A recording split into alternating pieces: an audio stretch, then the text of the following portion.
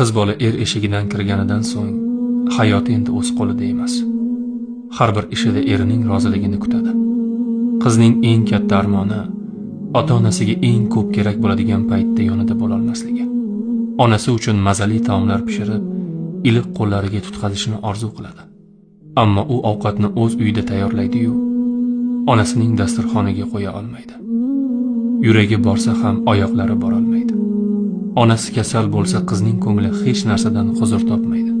Bolalarining kulgusi ham, dunyoning chiroyi ham unga bir fursat yengillik bermaydi. Sayohatga chiqsa ota-onam ham birga bo'lsa edi deb yuragi orzulaydi. Ota-onasining biror narsaga muhtojligini biladi. Yuragi cho'ntagidan chiqarib uzatishni xohlaydi. Lekin ko'pincha erning qo'liga qarab qoladi.